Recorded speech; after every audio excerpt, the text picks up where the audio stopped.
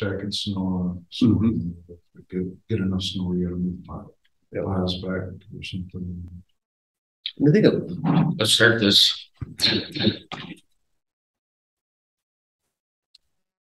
We will open the Princeton Public Utilities Commission meeting. Time is 1:02. Date is November 15th, 2022. Call to order.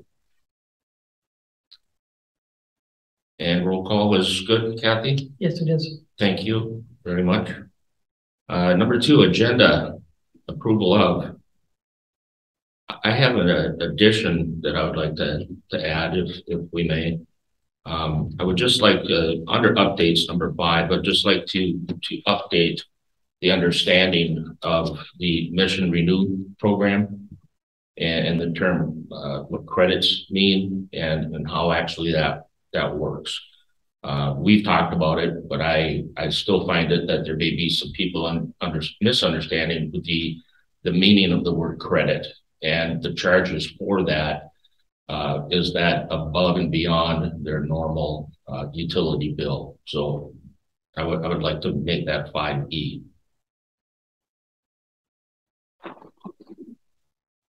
Any other questions or approvals or agenda changes? I'd like to hear a motion then. I'll move to approve the agenda with the addition. So moved. Good. Okay. Yeah, I'll second. All right, that's good. Public comment. Is there any public comment, Kathy, Keith? Okay, no public comment. If you wish to, contact the office, and the guidelines for that section can be given to you. That's readily available. Number 4, consent agenda. We've combined these into a consent agenda. Does anyone have any questions on A, B, C, or D? Sorry, it is a consent agenda, so there's not expect a motion to approve it. Okay. Well, I guess I'm asking, because it's a different format, is there the consent? Would oh, okay. Okay, so yeah, you just would be requesting a motion to approve. Yeah. Consent. We have a first and second. All those say aye. Aye. Passes.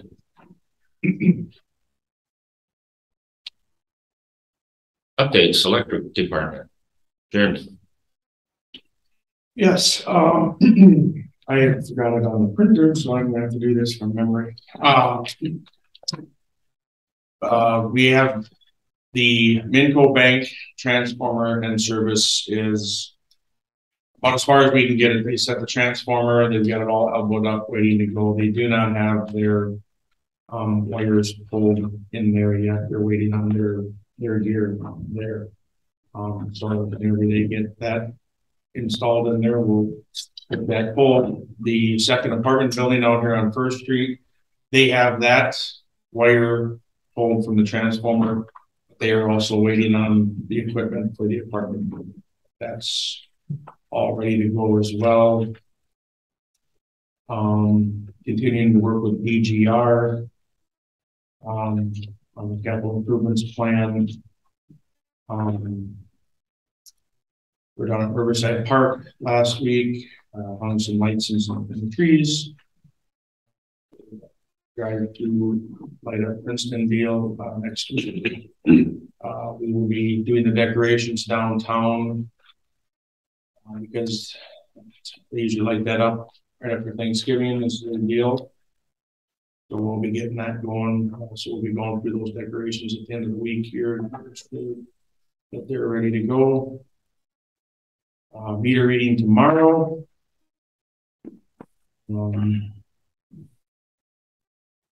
Yeah, I think that's, and then there's normal routine stuff. Well, been pretty busy up until about this last week with locates, locating up on 7th Avenue for the city's project for the road reconstruct. Been out there quite a bit. You guys have. That's anything? The gas line project. Yeah, and a lot of locating for the gas line. Quite an extensive little project in town. So you guys are good. They're been And then, you know, if they haven't been finding anything, they've been calling, you know, if the paint's there and they're not finding it, they've been really good at calling us. Come out and relocate it or whatever, so they've been not just, oh, well, no, it's not there. Oh, they say it's there, but it's not, keep going. So those guys have been really good to work with there, so, yeah. Actually, what I'm doing, they're putting in new lines, obviously, but they're replacing the old ones. Yeah, they're moving it from the alley out into the street. Yeah. So I think it's a bigger one too. It's 4-inch now, I think. I don't know what size the old one is, but down there, and they're putting all new service. Well, they're having to move all the services because all the, you know, the services come off the old main, so they're having to put new services in all the houses too. So they vacate the old one, then? Yeah, We don't try to pull it up enough. no, they're not getting off. They don't. They're not pulling the old one out. The old one they'll just abandon it. So I get around there a lot with the DAC and see them working there all day. yeah, they're Pretty obvious, they're know what they're doing. so quite a bit there. So yeah. Okay, thank you, Jeremy. Water power plant, Scott Schmidt. Power plant. We attended the Simple diesel workshop.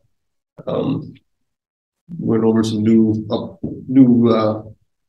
regulations, but their standards for calling out for maintenance and stuff like that here for the upcoming seasons.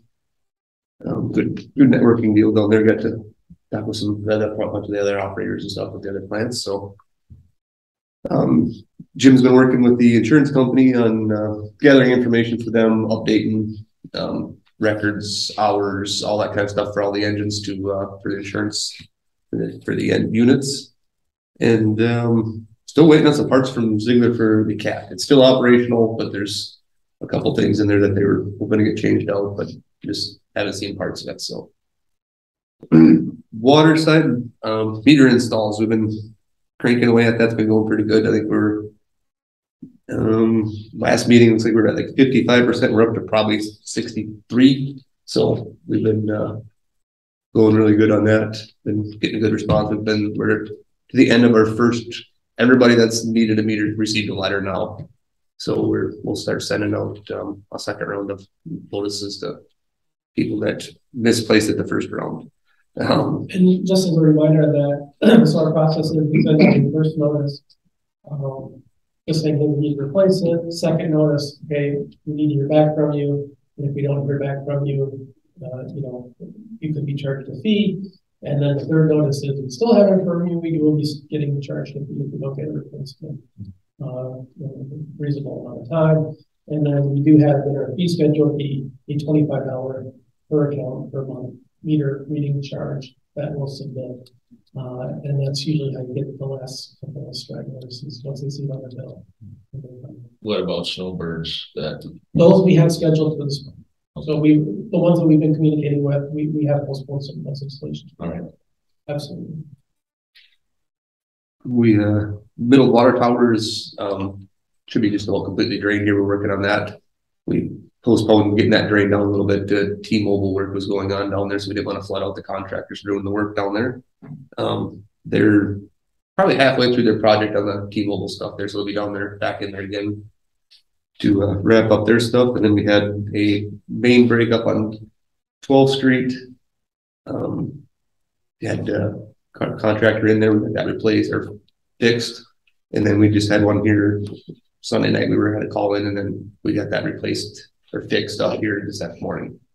Another service line leak on that one. I think that wraps me up. All right, thank you. City of Princeton update. The Kirsten Zimmer team. Best news first. I got noticed today that the city did receive its $600,000 Small Cities Development Program grant. Congratulations. For the fourth County Road 4 sub-benefit project. So we'll marry that with the $546-ish thousand from the ARPA funds for that 2022 project. So that's a pretty big deal, isn't it? it's a very big deal. So that's exciting. Of course, now we have grant agreements and all that fun stuff too. It was ironic because Stacy got a call from, I was in another meeting and Stacy picked up a call from WHAON asking about the grant. I didn't even check my emails yet in the last half hour. So anyway, the finance software implementation is going well. This pay period was the first time everybody submitted their time electronically, and Karen was able to basically hit a button, and well, I'm sure there was more steps than that, but sending it over to the payroll or the time card software and payroll or in the financial software. And so there were things for her to learn, but she successfully achieved that. So moving forward, we're going to be doing time that way. The supervisors have taken on the electronic invoice routing approval process. I think everybody really likes the new process. So I'm sure there'll be a few bugs we have to work out, but I like it. I think it's easier than shuffling a lot of paper around. Basically, bills can all get scanned and minor data entry, and then they get electronically shuffled over to the department heads. They put their codes in and ship it back, and then again, press the button and it goes to get paid. So I think it'll be good. We're working through the budget. Thursday night, the council agreed to increase the fire chief's hours to 3/4 time, as well as adding one additional public works staff person, one of the line staff. So that'll be good. We have the age-friendly Surrey bike with the electric assist. It has been delivered. It was unveiled at Pumpkin Chuckin'. It is now in the Crystal Cabinets training facility. So you can see it, it's in the window on the drive. It will be in the mini desk parade Saturday after Thanksgiving. We'll decorate it up. We've got some signs. We're still working on age friendly. We'll be working on the process by which people can rent it and use it and that stuff. Also, at the council meeting last Thursday, the city council appointed assistant county or city administrators, excuse me, in the event that I am not available. So they will provide guidance in regards to policy and procedure to staff. The two appointees are Bob Gerald and Todd Frederick. They have the longest tenure, and they are most familiar with and are available pretty much all the time. So I'd like to thank PUC, the staff, for helping out with Light Up Princeton. Pretty much everything is installed. So now it's met with Kim on another meeting today, but she said basically now it's going through and plugging things in, and I'll be tweaking it, make sure the music works and all that stuff. So just wanted to notice that for obvious reasons, because it's burying all the cables and extension cords and whatnot. So I think it'll be really good. There's some new things, and they built the tunnels taller so that we can actually plow under them a little easier this year. So I think Bob's guys are really happy about that. Upcoming is for this year's budget will be, and actually it really doesn't help the city's budget. The city will be looking at implementation of a lodging tax, and that will be a partnership with the city and the chamber. The chamber will be able to use that money to market the city, basically heads on beds type of marketing for the city. So hopefully that will increase our folks staying here and doing all sorts of fun stuff here. And we did adopt an ordinance regulating the new, I call it cannabis, but it's cannabinoid products, so things that have THC in them. So that'll be new license and regulatory thing that we have to deal with. Did I catch everything? Auditor. New auditor. Oh yeah, we have to find a new auditor. Our longtime audit group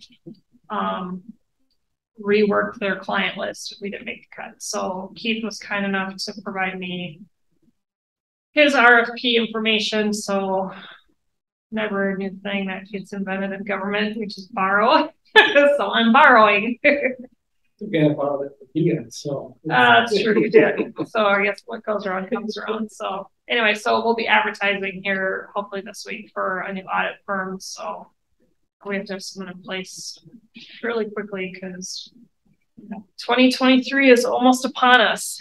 The sale of the hangar too. That's first reading, or wasn't it? First reading. 21st day. Oh. No, that's been sold for a while. Oh, yes. We agreed to a purchase agreement and a developer's agreement for the sale of our old hangar lots on 21st Avenue. Local developer, husband and wife team, Steve and Susan Haig will probably close before the end of the year.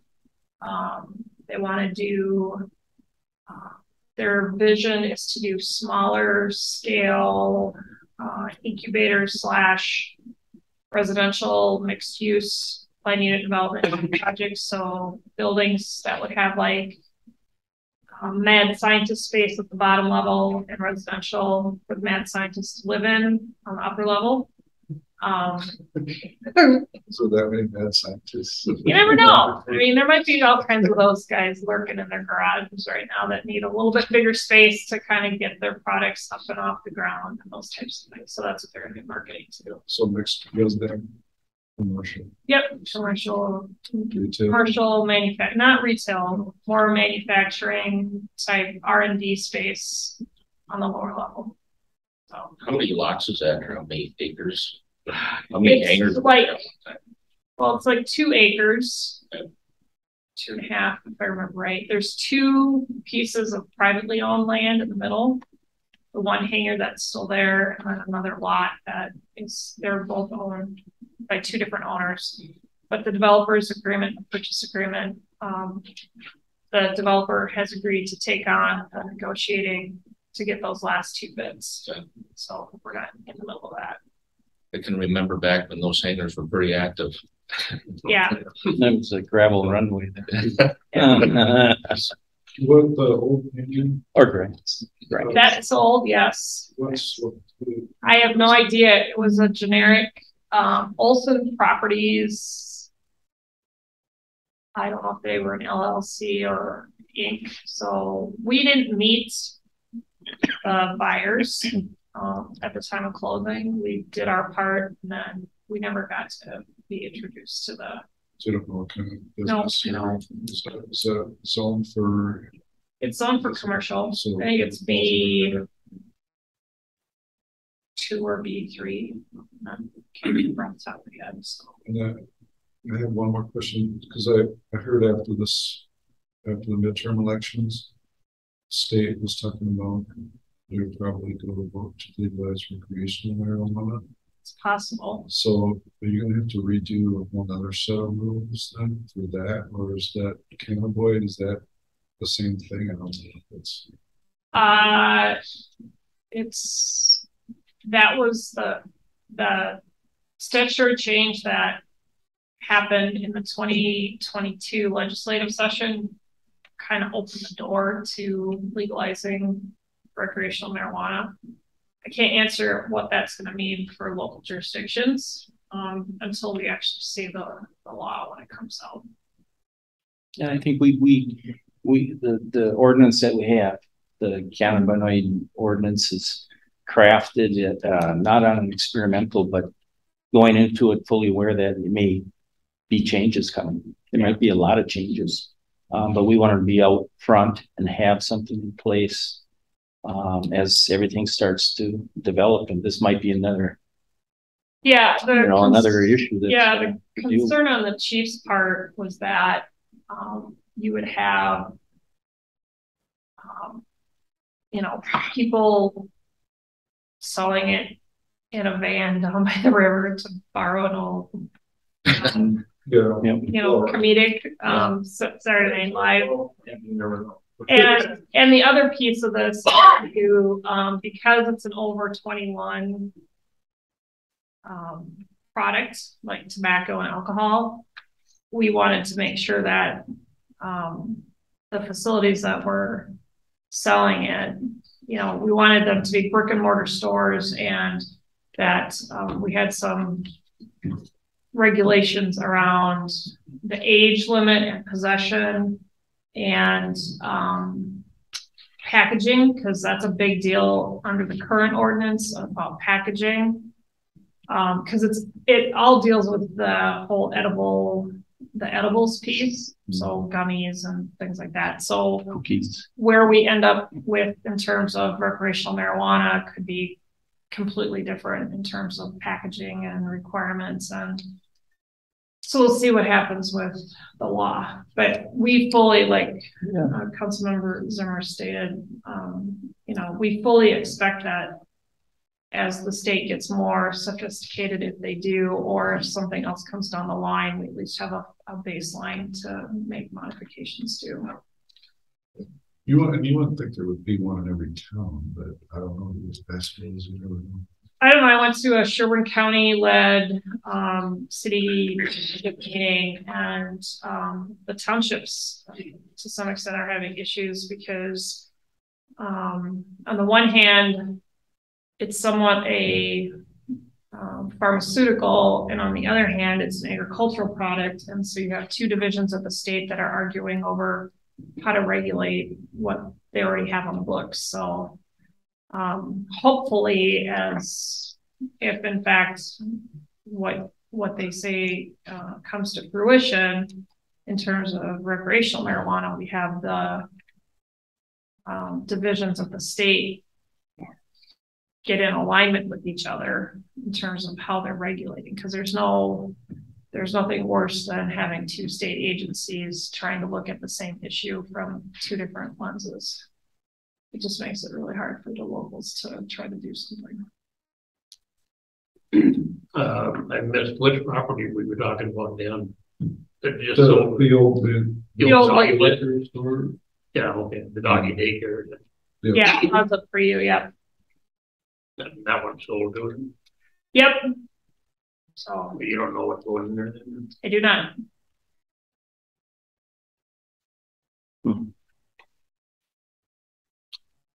The only other thing I had down here is that first of the year there'll be various boards, commissions that will be open. The city is currently advertising, hopefully ahead of time, to fill those or get applicants to fill those positions. And that usually takes place the first council meeting, and this would be this second Thursday of January. And that leads me, my time is getting short also. First of the year, I would imagine that the council would also appoint a new liaison that would be the liaison council to PPU. That's coming up too. Are the applications open yet, or are they gonna be? Yeah, we've had a couple Facebook posts, and I think Stacy in our office is going to try to. I suggested that she work with Shauna to do like a spotlight of the commissions that we have vacancies on for sure. So like we have vacancies on the park board, vacancies on the EDA. I got it right here. Fire advisory. Yep. And housing redevelopment. Correct. And then of course the normal just end of terms, we'll have folks that are interested to apply, and then if there are other interested parties, I don't know how that's going to work. But Planning commission. They have a vacancy?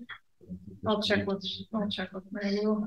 Those are the four that I had taken Yeah, notes I know on. for sure. Yeah, I believe John George has moved to Alabama. You're right. He hasn't officially, I don't think, submitted Oh, his, so that's why I didn't count it as a vacancy yet. Okay, I just. So yeah, so there'll be more Facebook posts here. I'm sure we'll put something in the newspaper, but if you know of anybody that would like to serve, we're also gonna do at the chamber, we'll do a little, as part of the leadership series, we're doing a panel on volunteer boards, and hopefully we'll maybe drum up some interest from folks. The park board's really been struggling the last couple of years by not being able to fill vacancies on the park board. There's a 7-member board, and 6 positions have been filled. And if there's a couple missing, that can't make it to the meeting, then there's not a quorum to conduct business. So depending on who applies, or number of people that were to apply for the park board, if they're considering dropping it to 5, making a recommendation to the council to drop it to 5 members so that they can be easier to conduct business. So if you know people that would want to serve in those capacities, like any of those boards, but the park board, it's a fun board to be on, city parks and that sort of thing. Just ask them to pick up an application at City Hall. It's once a month. Sure, this evening meeting for that one too. It's usually 6 o'clock, the fourth Monday of the month, 6 o'clock, 6 p.m. And November, December, they don't meet. Not much activity in the parks. Yeah, and they usually try to meet at the parks. Yeah. Just so that the board members get to familiarize themselves with the facilities. Yeah. That's a great idea. We have 9 parks. That might be something to consider with the airport too, Michelle. There's no drama out there anymore to speak of. Pretty much just routine stuff. And we rarely have 4 people, let alone 5, at a meeting. Yeah, I mean, I would start with maybe meeting instead of quarterly if we can get the members to. But even a 3-person board out there, I think we have for that. My opinion. I'll let the council decide on that. How many of these boards and commissions have limitations by the city that you can or can't apply or be on through some restriction of some reason? Well, I think I'd have to look to see what the requirements are for each, because every board's a little different. So like the airport board has people that don't live within the city limits. This commission obviously doesn't have that restriction. I think for the most part, you need to be a city resident. But I'm don't quote me on that. I mean, I can. Yeah, I just didn't know if that was part of, in any situations, if people wanted to but didn't qualify. Well, as far as the park board goes, there have been members of the park board that did not live in the city limits, and I think there might be an exception of maybe 1 or something like that. I'd have to look, but I know Dan Bocci was on the park board. He was in Baldwin, and Scott he was on there, and he was on the city. So there might be an exception there. I think the planning commission, as I recall, used to be all had to be a city resident, and then the council opened up one position could be a non-resident, but they had to have a business in town. I think 1 seat is open for that. Well, then maybe John doesn't need to. I'm thinking he wants to retire. No, he didn't. He wanted to stay on, but he probably couldn't. from the locality. Yeah. Yeah, because he just gonna spend 6 months in a day down in Alabama. But he could zoom in on meetings from there. Okay. But then now he doesn't have a business in town because he's sold it on. So yeah, then he's out now pretty no. It's making this meeting longer. Not right, your business is not in town. Never thought about that. Anything else? I don't think so. I think we got it covered. I'm good. Okay, thank you to both very much, and again, congratulations to the city of Princeton for that grant. That's been, That's hard work goes into those things, and it's nice to receive that phone call. 6, regular agenda. We're going to move into the 2023 rates. So, 5D. I zipped right past that, my own suggestion, and I zipped right past you again. you know where he's standing. Did you feel the love? You're gonna have to put that in a bold. Sorry, Keith. I think that's the third time I've done that. Let's do D. Mr. Butcher, you're up. Thank you, Doctor. On the administrative side, we did launch the mission review project on November 10th on social media. We've begun implementing the new rate structure changes. We set up a test database in Power Manager just so we can run different scenarios and make sure everything works there before we move to the live system on that in January. We have started our end of the year staff review process, and we're continuing efforts to digitize many of our accounting tasks, just to help streamline and make that stuff easier. For energy efficiency, rebates were issued to the Pizza Barn and the American. B-Bright is underway, and Coburn's is our local retailer for that.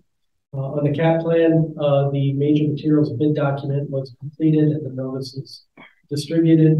It should show up in the Union Times on Thursday, and then bids are due on the 8th of December, at which time DGR and staff will review and hopefully bring a recommendation to the commission at the December meeting. So we can continue to move forward with that project. In terms of our colleagues and partners, MMUA and MREA, which is the Minnesota Rural Electric Association, did issue a joint statement. I sat in on the joint committee on that effort to find ways for the cooperatives and the municipal electrics to work together, especially with new session coming. There's a lot of legislative efforts that we have a lot of common ground with the co-ops and making sure that the message of public power is heard in St. Paul. And then Jeremy will be attending the MMUA annual T&O conference in early December. So hopefully bring some of that information back and help out with that area. For SIMBA, they did approve their 2023 board calendar. The annual meeting next year will be October 12th and 13th. And then we will be hosting the board on December 13th of 2023. So we'll be back. SIMBA Audit Committee is going to be meeting again December-January timeframe to start on their audit process. And then the SIMBA current newsletter spotlighted plastic products and their efforts on energy efficiency and things like that. And then I did work to update their distribution list for that newsletter. It's a quarterly newsletter, and they had some old names on the list, so I wanted to clean that out. That's a high level, just real quick, things that we're working on. Yeah. What was December 13th, did you say? That is when Princeton is hosting the Simple Board meeting. So it's coming back around. And that's 23. Yeah. Okay. I'm sorry, yeah, that's next year. And then the SIMBA annual meeting is scheduled for October 12th and 13th of next year.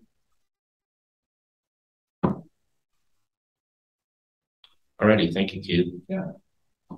E, mission renew. Talking with some people because it was out there.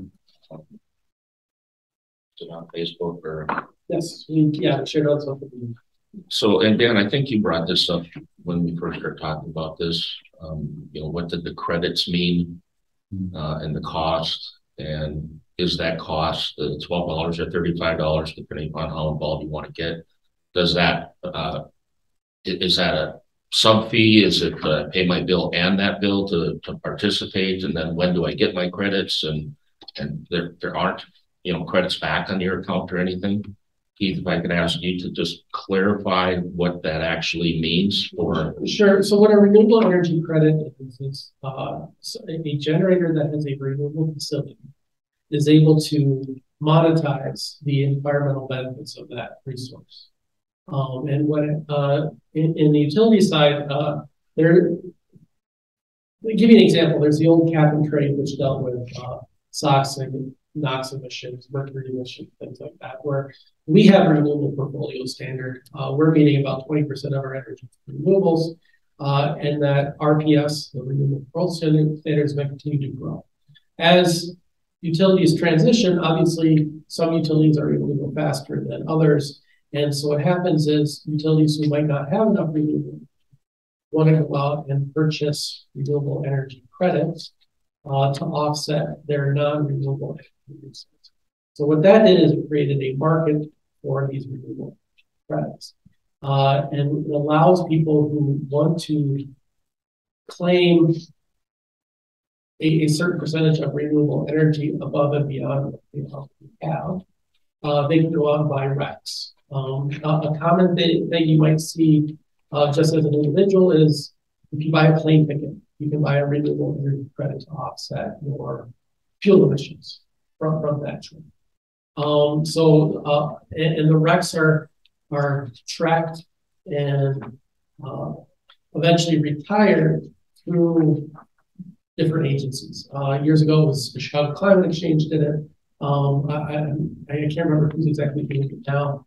But the renewable energy credit is then basically a certificate with a serial number. So if you buy a REC, you're spending money to encourage somebody to generate more renewable electricity by creating a financial incentive, and then you retire that REC to make sure that it doesn't get double counted. That's what you're really trying to avoid, is making sure that the generator doesn't say, yeah, we're 100% renewable, then they turn around and sell that to somebody else who then says, hey, I'm 100% renewable too. Once you sell a REC, so if you have a wind turbine and you sell all the RECs associated with that wind turbine, you've sold the rights to the environmental benefits. So any other additional electricity that comes out of that is just regular electricity. I don't know the right word to say it. But that is but a renewable energy credit is the terminology that is used at the federal level, at the state level, throughout the industry. That is the term that's used to describe that trading mechanism. And so in the program, we will retire specific serial numbers. And I believe if we did print out those certificates, that it would say renewable energy credit. Because that's the term I've used in the industry. So the social media stuff that we put out, we do have this form that kind of explains it. So again, renewable energy credit being the terminology, if somebody goes and Googles that, you're going to find a lot of information as to explain that in detail as to how that mechanism works. And on the back side, it just says, I'm interested. They submit that. We're doing it as a one-time activity until after the first year. We can come back to somebody and say, okay, you use so many kilowatt hours in 2022. 20% of your power is renewable just through what we do. So if you want to get to 50, here's what it would cost. If you want to get to 100, here's what it would cost. And then they just pay one check at that time. So it's outside the billing system. And it's simply because we need to get our feet wet in doing this. So it was just easier. And we're talking small dollar amounts. So we figured, 15, 35 bucks is kind of a good thing. The form that you did see does have our logo on it, but it is something that I've been working in partnership with a ton of public utilities, and SIMPA. SIMPA's the one that put together that form as a standard form. Just we're able to put our logos on it, just to personalize it a little bit more. But that's where that flyer came from. That was a SIMPA decision. So it's a way for them to participate in the renewable market by buying the $12 or $35, which makes those funds available for. And encourage additional Right. investments in generation. The other thing it does too is it allows somebody it gives them a mechanism to claim I'm 100% renewable without having to build their own solar PV system. Whether they just don't want to do the upfront investment of tens of thousands of dollars. You pay a couple of bucks a year. Sure. And then particularly when it comes to renters, when it comes to folks that might not have a south-facing roof, might not have the roof space to begin with, might not have the land to put something up on, so they really can't build one on their own, even if they have the money. This again gives them an opportunity to participate in that same market. Is there any recognition for that money spent by the government as far as some sort of a deduct or, on your taxes or anything? I'm not a tax attorney, so I can't. Okay. I just didn't know if you knew something out there. Yeah, I've learned my lesson over the years to not give tax advice. I will confer that to whoever's. I just don't know if somebody knew about it or yes, it existed, no, it didn't. That would just be an additional incentive. Yeah, I encourage folks to always look into that. There's it changes every year. Sure. There are incentives for various things. It's not just that, but I've seen energy efficiency improvements, EV vehicles. There's a whole slew of different things that will change from year. Thank you. Yeah, absolutely. Okay, now we'll go to 2023 rate study. We talked about this. I don't know if there's any more discussion. If there is, we should have it at this time.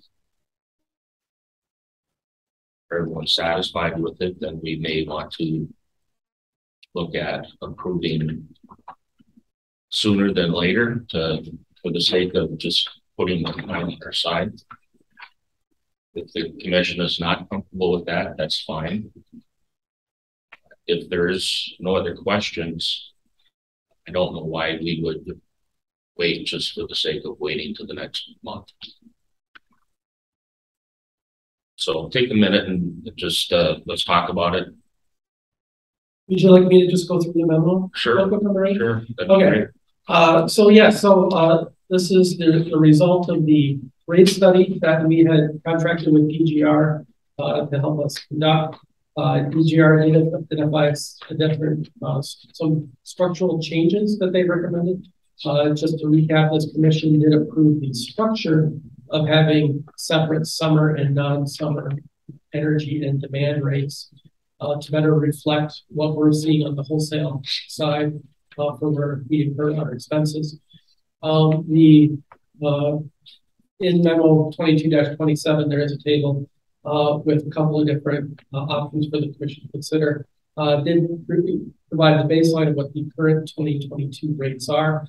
So option one is the rate recommendations directly from the rate study, which includes the seasonal variations, and then did provide two other options for the commission to consider. One is to reduce the seasonality impacts, and the purpose of that was to really do an intermediate step from the current rate to what the rate study's recommendation is. The idea being, this is new for our customers. You might not want to go from 0 to 60 on day one, so maybe buffer that transition a little bit more, so it gives people more time to adjust. So that would be option two, and I kept in that scenario the revenues by class. I kept the same. Then I did want to give the commission an additional option, which includes the seasonality, but tries to minimize that impact on the small general service, large general service customers, and really kind of making the small general service energy rates equal to the residential side. It's something that's we see more and more from our peers, and so that just kind of brings us in line with where some of the industry is at. But that does result. I did keep the overall revenues for the utility the same, so it did result in some some cost allocations between classes. I did share that with DGR, and Blair and I talked about it. He was perfectly comfortable with it because the cost allocations were so minor. He didn't see a problem. So it doesn't result in any significant cross subsidization of any kind between classes. It just kind of tries to make those things more competitive. I will mention I do have overall impacts by class. And, I think it is important to point out that the actual performance of individual customers will vary depending upon their specific usage patterns and flow shapes. The analysis does incorporate the 10% SIPA rate increase that is effective November 1st of this year. And the rates also do assume that PPU implements the ECA in February of 2023 to match SIPA's ECA. If we don't implement an ECA and decide to absorb the SIPA's ECA, it would seem to me that our cash reserves might be inadequate at that point to handle the market volatility, and therefore a rate increase might be necessary just to build up some cash reserves. It's just something to think about. Doesn't have to be decided at this time, but I just wanted to make sure everybody was aware of the assumptions that were in. So then, if you look at the table, you'll see the different rate classes with the monthly charge, summer and winter charges. You'll see that for residential and small general service, that's on the energy. And then when you get to the larger customers, the summer winter variations are handled on the side. Does include the new IPS rate as well. In addition, I put this in the memo. There's a couple of other areas that I think it's worth considering for improvement. One is we currently have an area and security lighting service rate. We've done that for energy low consumption services. Historically, it's always been just a security light or two, where we come off of the main distribution line instead of running a much longer line from the building back out to where the services are at. It just seemed like a good thing to do. And then we just charge a flat rate. It is listed as an area and security lighting. I was thinking if we expanded that a little bit for, since this was created, we see a lot more signs, which isn't a specific light. We used to have, the way it's set up right now is it's so much more, and you guys know the numbers better than I do, but basically 100 watt LED or 200 watt LED, we charge a flat rate for because we assume a certain energy impact. It'd be nice if we could have something that's a little bit more flexible. I'm thinking of lift stations, actually. And so we pretty much know kind of what those load shapes look like, rather than having a bunch of expensive metering equipment out there measuring the same thing over and over again. Maybe we just come up with something that's just a flat rate and call it good. So it would give us in the office a little bit more flexibility to handle that really small stuff that you hate to even spend postage on. And then per the discussion we had previously regarding the municipal rate, the rate study did recommend the discontinuation of the municipal rate since a justification for its impacts on the system couldn't really determine one. However, we understand the impact that has on the city, and the commission was kind of discussing the option of continuing the municipal rate through next year to give utility and city staff time to develop some strategies to address those areas of higher costs, and then discontinue the municipal rate 2024 at that point. It was something that we should consider. So I put it down here for you to talk about as well. And then, we have made great progress on the water AMI stuff. And as we work through that, we don't have the results of the comp study yet. We're still waiting on that, but the water finances are healthy, and we can now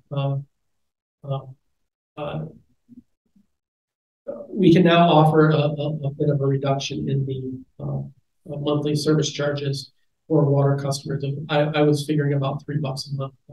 Again, we've talked about here at the commission, we're not profit. If we have extra money, we can give that out to our customers. So that was an option for that. And if we did a $3 per month reduction, I just created a table by rate class that shows the monthly charges vary by meter size. So you can see what the current 2022 amounts are and what the 2023 options would be should if we want to reduce the water monthly charges by $3 each. And then we did it that way because then everybody, all rate classes get a benefit. Help address that side. But it's just something for those commission to consider. And with that, I can take any questions. Well, there's a few different subcategories within what we just talked about. Yes. I wouldn't have any problem with the $3 reduction in water. That account seems to be doing fine or holding its own. I shared at the last meeting that I thought the timing, not intentionally, but I thought the timing didn't give the city much to prepare for the move of dropping that service or discount to you. Maybe people don't even realize we've been doing that. And I know you're after rate, the ratepayers are protecting them. So that takes, we receive less. Jack, I don't remember what your comment was, or if you wanted to think about it. No, it's not as far as the municipal rate. Yeah. No, I'm working on both sides. And obviously, Right. They're already into their budget and setting their levy.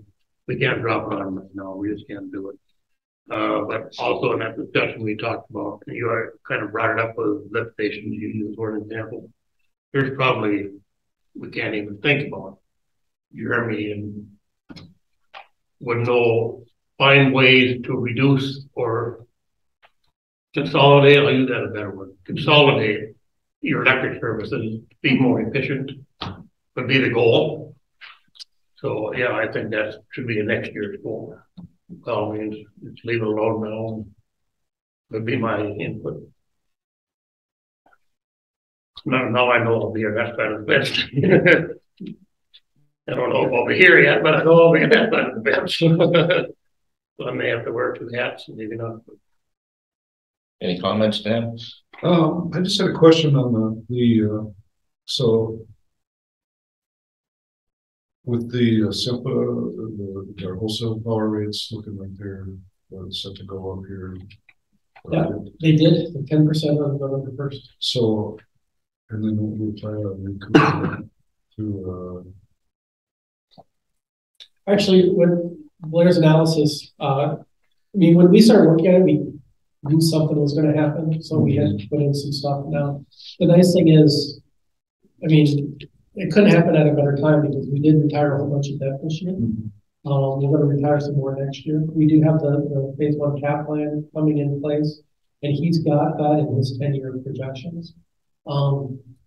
We've got the financial strength to be able to, handle all these transitions next year. If you go back to the original DGR, we're probably looking at a few percent increase in 2024.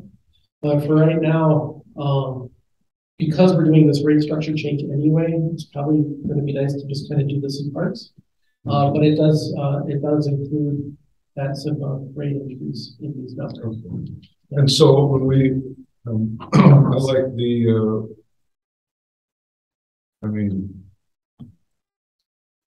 that option 1 is that the staff recommendation? Staff does not have a recommendation. We're looking for direction from the commission. Sure. Option 1. I'm happy to go through it again. I think in all of these, you can.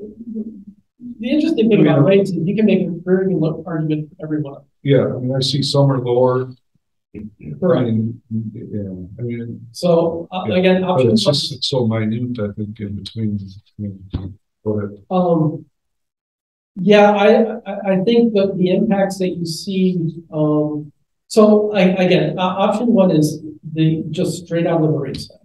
You could just say, this is what our consultant said, so we're just gonna do it. Like I said, option two is, this is new for our customers. Although other utilities do it, Princeton had not.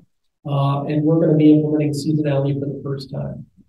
You wanna go all the way to what it should be, or I guess I just tend to be more of an evolutionary kind of perspective. So, if you take a step forward, you soften a little bit, give people time to see what it really does, and then they can start making investments in air conditioning equipment or things like that. So option two is really just reducing that summer energy, the summer component a little bit and raising the winter component a little bit, but just doing it in a way so that your revenue stays the same. So again, it just buffers the change. So it's not too much compared. And then option three is looking at really that area of these small commercial customers and the large general service commercial customers to minimize the impacts on that, because we always want to be good. We always want to promote economic development, to promote economic activity, looking at small businesses as being a big driver for that, to make sure that those are competitive with other utilities, so that we can try to bring more and more businesses in to the Princeton area. So option three is really looking at how do we buffer that for the small commercial entities who are particularly strained financially at times, to help encourage that economic growth. So really where you see it, you're right, if you look at the actual rates, it seems looks very minor because we're talking mils, which is a 10%. But if you look at the percentages, you can see there kind of where the different strategies, how those are impacting folks. And the IPS will end up being a huge impact for those customers who are kind of in this area that in terms of their cost impacts on our expenses, really needed kind of their own rate class to be more representative of how we're incurring this. So that was the intention of option three, was just looking at that commercial sector and making sure that that's where we want it to be. But like I said, you can make really good arguments for all three options. It comes down to the philosophy of the commission. I think with option three, there's more of a story that you can bite into. The city can talk about it. A lot of people can talk about it.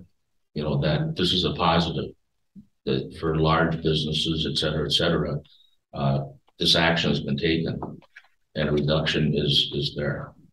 Promote it, get that out there. So I think there's a bigger picture with option three. If somebody aggressively takes it and runs with it, so if our economic development person is doing that, and we're doing that, that's how I look at it.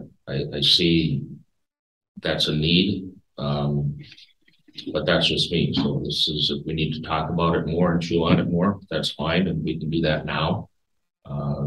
Or we can still investigate a little further on our own time. Or if we're all comfortable, we can take action now. And so we wouldn't really, in this scenario, we're really not worrying about using our reserve accounts to flatten anything. No, because actually what's going to happen is with the phase one, we're going to go out and material bid. We're looking at, north of 2 million just for equipment. Yeah. We are going to, in year one of this plan, we're actually going to use up all of those reserves until we get all the bonding in place. So things are actually going to be a little tight in that first year. which is why we're going to get a little bit of a rate increase in 2024.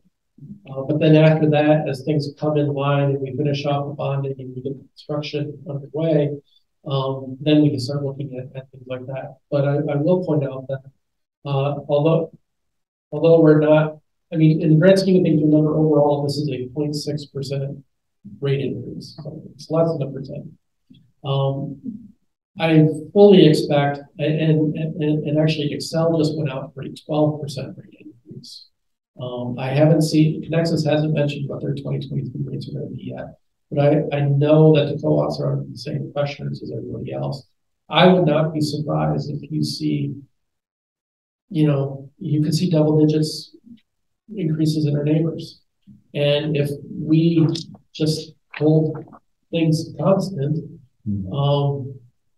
that's 10% that we didn't increase the rates. So I know what you're saying, and I hate, and I'm trying to communicate this in a good way, but by avoiding the rate increase, to me, is the same as giving kind of a rate decrease. Well, our costs went out, and we didn't raise. And that's what's happening. So as a group, we're absorbing. Right.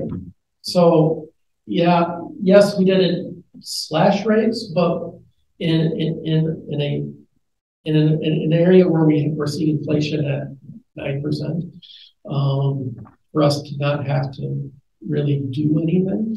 I mean, a rate increase of less than 1%. I mean, that's in the noise at that point. That's it's way under inflation. So that is a rate decrease basically when you take inflation. Yeah, I'm really, I'm really excited actually to get to that seasonal adjustment, because I think that's could be an eye opener just for load shape and understanding that. Yeah. Just trying to get people to conserve energy to save us money, across the board. So, maybe we're a little behind in doing that, but I think it's time to do it for sure. That's going to be a learning curve, that's for sure. Yeah. That first bill. Well, maybe if we have a cool summer and no one's going to notice. But so I mean, I think we're still going to have to educate people on that. That's going to be a huge problem. And what's the benefit? Because it took me hearing it twice before it really clicked. The load shape and before I could even start to explain it to someone else, when someone asks you, what is this? And that's what we're going to get questioned on. What's this? Why is it higher? In the summertime. Here's why. And to the chair's point, if we can approve something today, it would just make it that much easier for the office to get going on this. Yeah. I've been thinking about doing more, starting that educational outreach. I was a little concerned that I didn't want to say, hey, we're going to seasonal rates, and then the first question is, okay, what are they? Yeah, right. That's always the first presentation. That I think is more important than the rate. Okay. I don't know, would you agree? Yeah, I think if people actually saw that, they would go, okay, that's when I use my air conditioner. Or okay. How does load shape affect the entire community? Yeah. Start with that, and if we get the understanding of that, then we can say, well, here's what we're going to do to try to flatten that down. I hate to use that word, flatten the curve, but Michelle, do we have video from that work session? I'll have to check with Ed. We might be able to. We might have it. Yeah, that was a really good presentation on there. Okay. I mean, we can just promote that, or because I can cut it down. Yeah. Even the mayor's was, I could tell it clicked. It just clicked with people there that have never heard. Yeah. We've never heard that before, which I imagine 99.9% of our So many people think it's just turning out the lights, Yeah, and not using it. And it's that, but it's also when you're using it and Right. and how much you're using it. Right. It's part of the recipe. how we get our wholesale rates set is partially due to when the time. Right? So, Yeah. Well, I know that it's is- with Chris, wastewater treatment, I think he had a conversation with you about how to adjust some of our equipment at the plant to reduce. I mean, we've done some other things, but there are even more things that could happen. And even to talk about what I was kind of in, just think in the future where, trying to keep that load level, all day long, I mean, being able to electronically with all the apps and things. well, they've talked about it, with like the EV cars. Yep. They've talked about it. Everybody comes home from work Mhm. in the future, they come home with their cars. As cars get more prevalent. Right. What's the first thing everybody does when they get home? They jump out of their EV cars. They'll plug it in. Right. So they're talking about coming up with these EV rates and stuff. And that, Oh, they've already done. but I mean, right. but that's gonna start driving up the curb on everybody's houses. No, because what happens is, because Excel's doing this exact, they have an EV rate from 11 p.m. to 6 a.m. But that's what I mean. But that's what I'm getting at. Is Excel is doing this, and they've got. And in your, what I'm saying is the EV has a computer in it that you can say, Right. even if it's plugged in, you start charging at Right. 11:01. They're putting timers in and stuff to help. Right.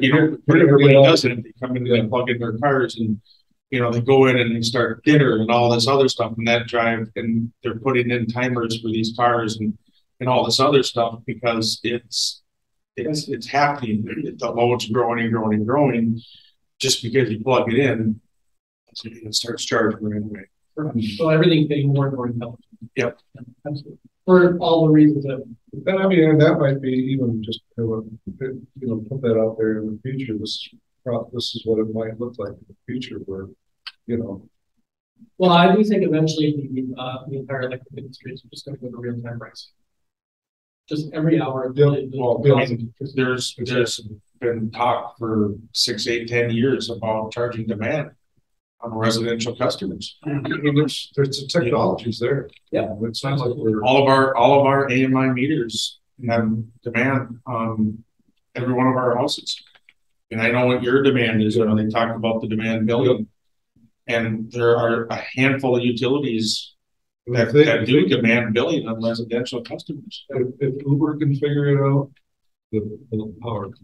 Yeah. And they're talking about doing demand billing for the people that are using a significant amount of power. Yeah. I mean, Uber's, they get their algorithms where if there's a high demand and rates go up. Yeah.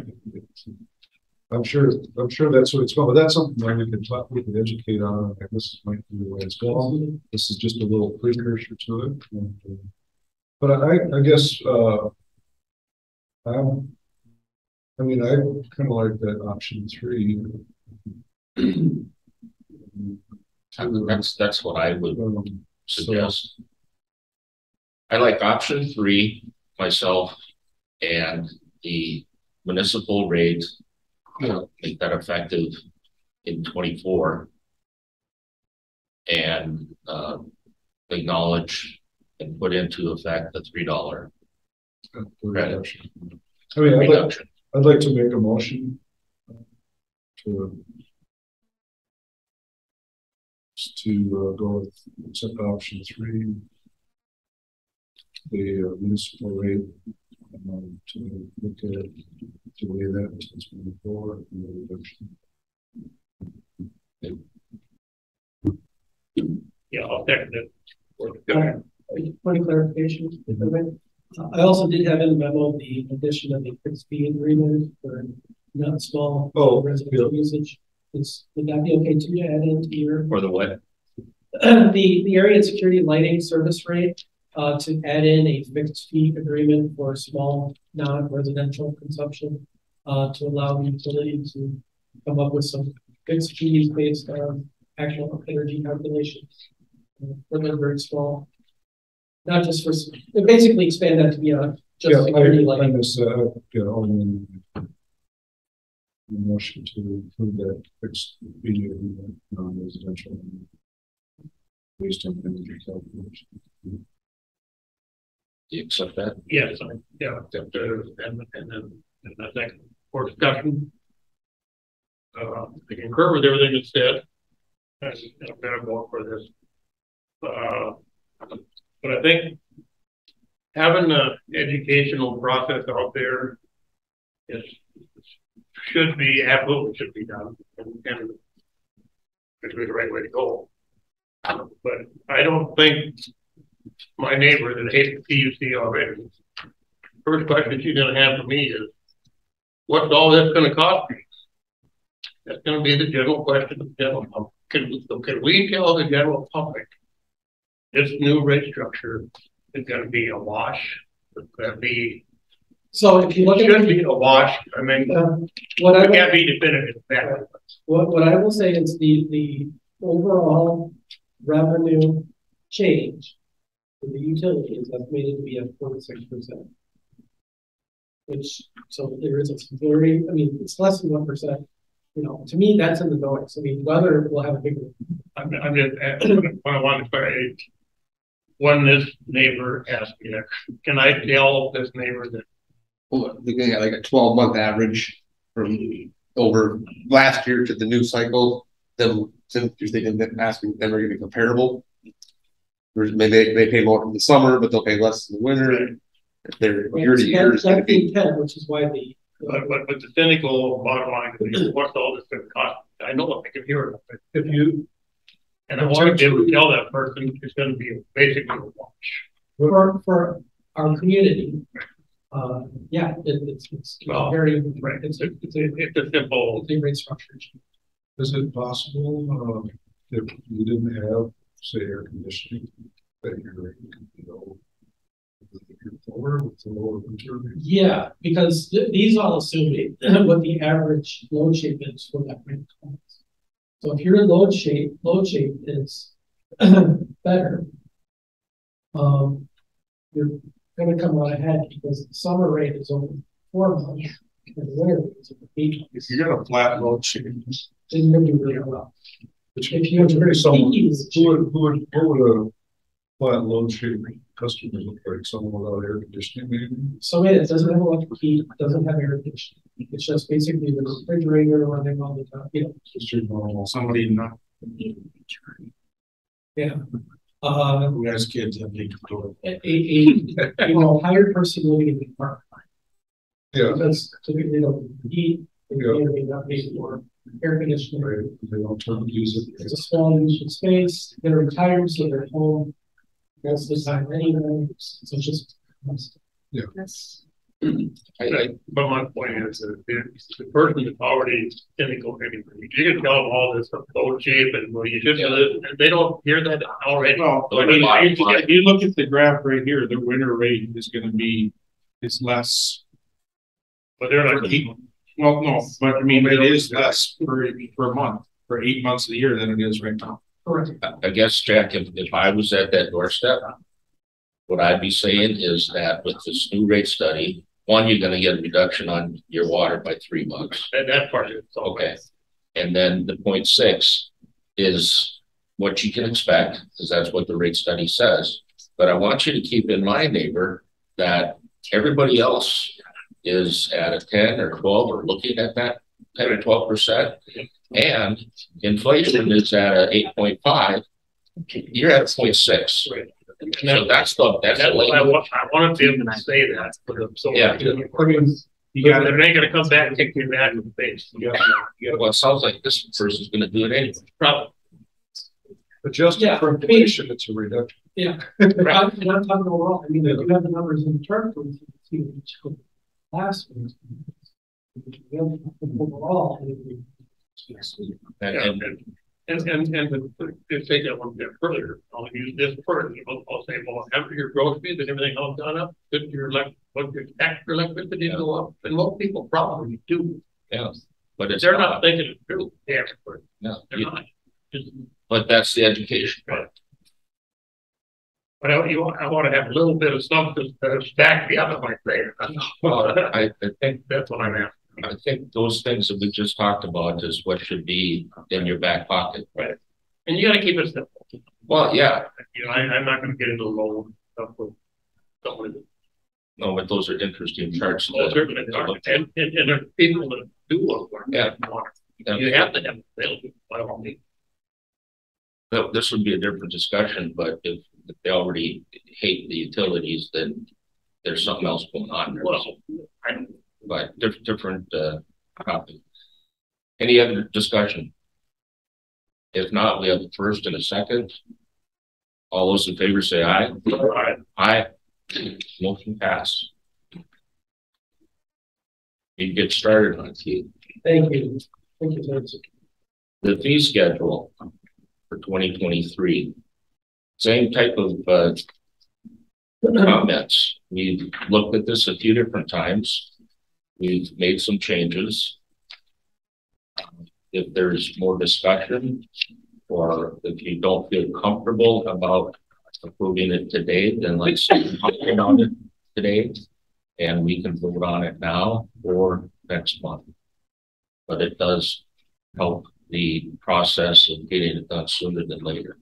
But if there's any question at all, I'd rather discuss it. I've looked it over, I'm comfortable with it, I'll make a motion to approve the fee schedule for 2023. Motion made. Yeah, I didn't see anything on there that. I concur. So So we have a first and a second.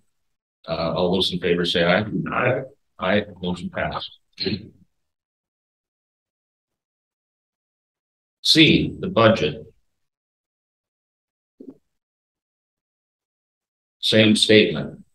We've been through it. We've chewed on it. We've gone through it. We've made some adjustments. If there's more discussion on it, please bring it up now. If there's not, then we can do the same thing, allow Keith and staff to move forward with this new information and get it in place to get a jump on it. Any discussion? nothing that I can. No, I don't think we can do anything more than we've done. I think we're ready to go. Right. Go hear a motion. I will move approval of the 2023 budget. I'll second. Presented. I'll second. First and a second. All those in favor say aye. Aye. Aye. Motion passed. You've got some work to do, Mr. Butcher and staff. And I appreciate the extra month to get it done. Especially with some of the changes. Yes. It's really helpful. I thank you. I appreciate it. Okay, D, economic development rider. Yeah, Mr. Chair, just to kind of recap what this is at. This was in your packets last month. The question that had come up, and I did highlight it in the original agreement, is regarding the credits, which I also updated for 2022 rates, given SIPA's change to their wholesale rate. Schedules are in there. The way SIPA has structured the program is they do require that at least 50% of the credit get passed on to the end customer. They understood that some members may want to recover some administrative fees for setting up the program and maintaining it over the 5 years. We've never had a customer, obviously, in the program. This is new for us. I have no data to say what any administrative costs should be. So at that point, it's really the commission as to whether you want to approve this rate, and if so, do you want to approve a full pass-through or something less than. And I'm just looking for direction from the commission as to what you might need.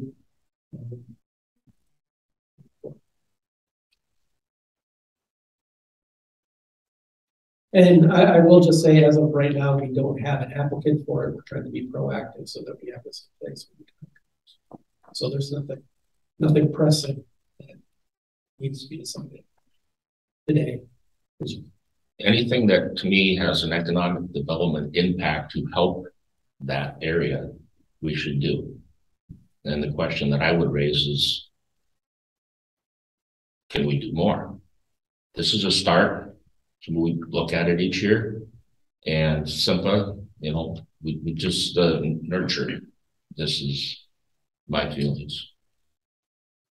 Yeah, I concur with that. So, it's too bad we don't have an example to look at. We decided you said it's set up at 50-50 now. The SIMPA agreement, SIMPA requires that the member pass through at least 50%. Or end up, or up to 100%. So then it's up to the individual members when they set their tariff as to what they want to give the customer. What is in your packets is assuming 100% pass through. And I just. But we're going to have some expense and some kind of. Cost of doing business. Have to keep it going. Cost of doing business, yeah. And I don't know where to start with number. That's why it'd be nice if we had an example or two to look at. I mean, what's going to end up happening is just like with the ECA, we're going to have a credit that will be on their bill, and it will be whatever SIMPA gives us. So, it'll be a line item. What's the incremental cost for that? So we're not in a position where to establish a fix. I mean, what are you looking for? Get the approval to go ahead with it? I need direction. Does the commission want to just approve 100% pass through or something less than that? Or if there's specific information that staff needs to collect, we can do that. I don't know. Well, if we had a little bit of expense, that would be our contribution to the development. You can look at it that way. Yeah. I mean, we are talking about, by definition, this would be one of our 10 biggest customers that we qualify for. It's a lot of energy sales. To me, just passing through the whole thing, keeping it simple, would make a lot of sense. And then, at last month's meeting, I was looking at the cost of doing business because when different subject matters come up, the ACH, for example, you brought up, well, there's internal costs that takes up their time, so they can't do that, just doing this. So that made me very aware of, the way you're thinking about that. And I agree that if they can't do this, then they're doing that. And eventually, do you have to have more help, which that's kind of discussion too. But I think my feelings changed a little bit that because of what I just said earlier, if we can do more, we can do more by passing 100% of it through instead of retained. And that's our contribution that way. Just a statement. Well, and you're not talking about one project a year, maybe. I mean, I don't know. Is there any kind of? We're not looking at huge amounts of our time. Well, again, this is more structured for the new principles. And that's where you would see most of it. This isn't designed for. It's not designed for residential development. It's designed for singular customers that would be a huge economic benefit to the community. Well, and there we're seeing a pretty tremendous usage payback, over forever. Right? But in terms of volume, I guess it all depends how fast the city can fill the business market. I would hope to try to include as many of them in this incentive as well. I'll just call it a contribution to development in the city, which Rick kind of said. It should make the official happy. It's a story to tell, like I said earlier, that it's something to talk about. When people knock on the door and say, okay, what can you give me for moving my business here? Well, at least there's something to talk about because that didn't exist before. Now, would this qualify, looking in the future as territory changes and goes into the larger No, areas? this is for bringing new customers into the existing service territory. If a utility, if a SIMPA member goes after service territory acquisition, SIMPA has a separate program for it. Is it similar or, but there's a program? There's a program and it's to help the member with the mill rate, the mill standby rate for the acquisition. So we do have something to Yeah. reference and go back. Okay. All right. You're just designed differently. Mhm. So you're looking for us to make a motion to, for, If you're fine passing through 100%, yeah, you can approve the rider as it's in your packets. If you want to do something different, you can make a motion to modify. If you need more information, we can table it. I'll make a motion to approve the development rider. If I could just make one more point. You go ahead and approving it just gets it on the books so we can start marketing it. As we learn, if new information comes to light, then you can always modify it Sure. at a later date. Yep.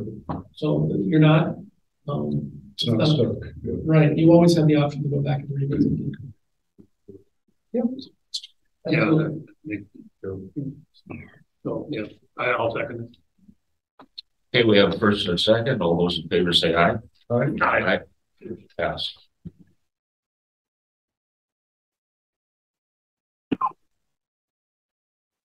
E, energy cost adjustment, ECA rider. Yes, Mr. Chair. Again, this is us trying to be a little bit proactive.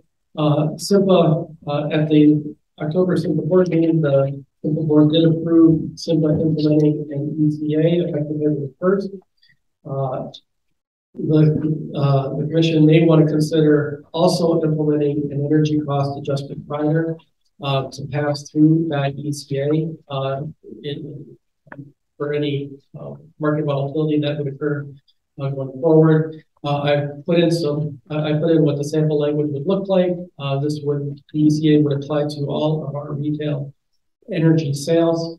I did keep it generic enough to just say that, the ECA will factor in a recovery of the SIMPA ECA and any other adjustments as approved by this commission. Just over time, just give you some flexibility. If something else came up that we are unable to predict. That rate, just like all the other energy rates, would be subject to sales tax, both at the state and the county, if applicable. Again, it would be a way to get this in our rate schedule for effective 2023, but we wouldn't have an ECA until SIMPA starts implementing theirs, unless the commission directs it. So it's pretty straightforward. It's not a formula, it's just a pass through, but just wanted to do things in a proper way and have it documented so our customers understand where the rates are going. I just think that's an automatic. Well, I'll make a motion. How's that? To accept the energy cost adjustment, the ECA.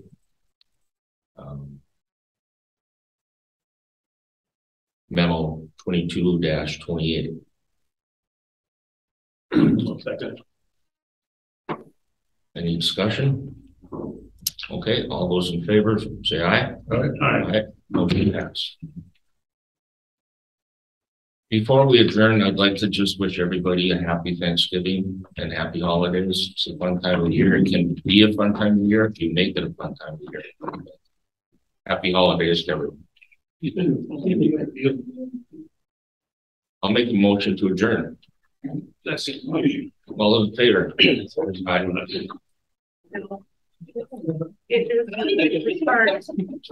Your job, well, then why don't you start?